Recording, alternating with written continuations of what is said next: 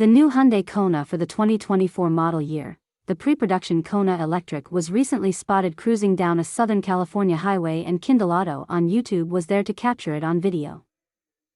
This is the first time we've seen the restyled Kona in public.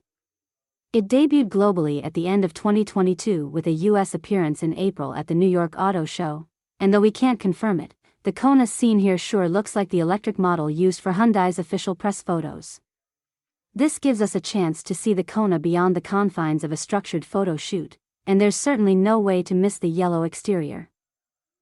We also get a better perspective of Kona's proportions and styling cues, especially the controversial rear clip with reflectors that extend up and thick taillights down. This version also featured body-colored trim above the wheel arches, giving it a wider profile. The other two Kona trim levels are the Limited and the Sporty N line. The former features the familiar 2.0-liter four-cylinder good for 147 horsepower or an optional 195 horsepower 1.6-liter turbo, whereas the N-Line gets the turbocharged 1.6-liter 4-pot standard.